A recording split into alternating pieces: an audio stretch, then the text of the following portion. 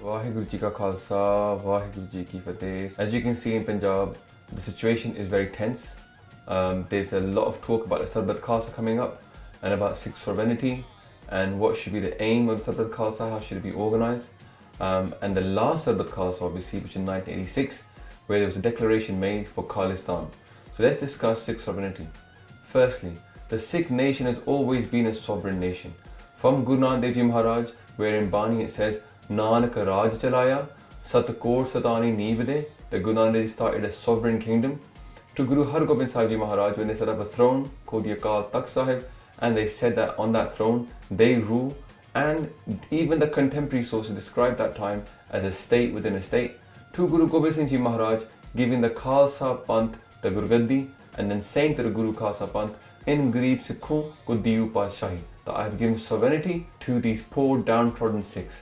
So the Sikh Panth has always seen itself as a sovereign nation, and since that date and after that, the Sikhs used to refer to themselves as either Baghi or Padshah, that we will either be kings or we will be rebels. Our nationhood is given by our Guru. In 1986, the Sarbat Khalsa was called. There was a context of 40 years of suppression under India, which is supposed to be a federal republic. So the Sikh Panth decided in 1986 that all the Sikh Panth should work together, freeing Punjab and creating a sovereign Sikh nation called Khalistan. As a Sikh who believes in the Khalsa Panth, as a Sikh who believes in the Sarbat Khalsa, I, myself and everybody who believes in that concept must accept the idea of Khalistan as a sovereign Sikh nation. Guru Gobind Singh Ji says to us that Raj bina nahi dharam chale hain, dharam bina sab dale male hain. So we know the Guru Sahib has told us Raj karega Khalsa, that the Khalsa must be in control of its own destiny, it must have its own nation. What is that relationship going to be with the wider Indian people? Are the people all over India, are they going to be able to come to Khalistan? What will be the decisions? What will be the relationship between a sovereign Sikh nation and the rest of the Indian government and the Pakistani government? Where will it be? How big will it be? How will we establish it? Some people have made the analogy that it's a bit like building your own house. And I understand that concept, but actually it's very different from that. In reality, what it's like is you've got a block of flats and you want one flat in that block of flats. And the people who run the block of flats have taken over that one flat. And now you're saying, I want my flat back. And the thing is they're not going to want to give you that flat. So in 1986, the decision was made for there to be armed sangharsh, that there are weapons and people would fight until, and obviously the Singhs did of 1984, they fought. But in 1995, that movement was effectively finished. So what we really need is to regroup and strategize as to how we're going to get that aim. Now, whether you decide that you're going to take over the entire block of flats, or you decide you're still going to free that one flat within the wider block and remain independent, that decision is up to the Khalsa Panth, and we must bring about the circumstances where the Khalsa Panth can get back to making its own decisions. One of the things about Sarbat Khalsa is, once a decision is made, then the idea is that we support that decision until the next Sarbat Khalsa. So it's really vital that we do bring back the Sarbat Khalsa, because decision making needs to be continuous and needs to be responding to the changing world environment. In terms of Sikh sovereignty, what we have is sort of a short term, medium term and a long term aim. Now the short term aim must be to re-educate the Sikh Panth about what is Sikhi and reconnect them back to Naam and Gurbani, which is where we get our strength from the Guru's Shabad. We must also educate them about the politics, about the Sikh history.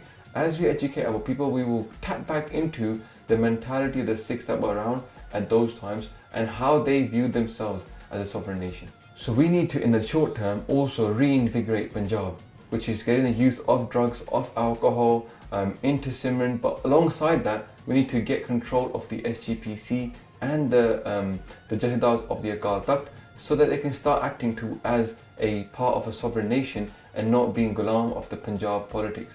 In the medium term, the Panth, what it really needs is to organize itself so all the resources of the Panth and all the people in the Panth are pulling in the same direction. What that requires is first top down, that we have an international Panj Pyare or a council of Jahedars, and alongside that, every nation, for example England, America, Canada, also needs to be organized, because if we're going to make some kind of global Jahedar board, where people from all countries can come together and decide, then we also need at a local level and a national level that the countries are organized. So therefore, we need to bring back the Sarbat Khalsa and the Khalsa Ekat and the Gurmata concept back into our Panth.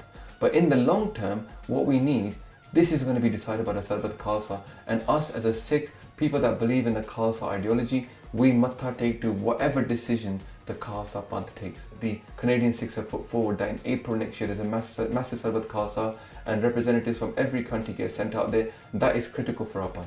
But in order for example, Canada to choose the people they're going to send across to the Sarbat Khalsa, for Americans, for British people, then what we need to do is have a Khalsa Ekat, a gathering of the Khalsa in each country, and for them to choose their own leadership. And for that leadership to be again based upon the Khalsa principles. So this means a lot of change. Well, all this kind of thing is actually a bit like breaking out of prison. Yeah?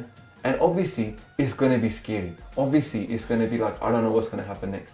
So in order for us to survive, we need to come together as a Panth, support each other, not fight against each other, and also see this as a very exciting stage. It might seem a bit scary, but it is exciting, because if we do that right now, if we reinvigorate the Panth decision making right now and reorganize ourselves like an army should be, then we can take steps back towards our main aim, which is a Sikh sovereign nation. But on top of that, we can think about what is our relevance to the wider world and what is our place in the wider world. These are some serious questions that the Panth needs to decide for itself. So you can see for the last couple of years, we've been working on the short-term aims, educating the Panth, getting people into Sikhi, making them realize we cannot be adheen anybody else. We can't be under other people's control. The Panth must be free and it must be sovereign. Guru Gobind Singh Ji told us many times, you can't get this unless you build up your nijbal, your strength, your own strength. Koi kisi ko raj na de hai, jo le hai, so nijbal se le hai. What we're saying is very clearly, let the Panth come together and make its own decisions, because unless we do that, we will never get to have that nijbal. Pulling together, we're going to be stronger than if we pull separately. Puna chukka di ke maji, Vaheguru Ji ka Khalsa,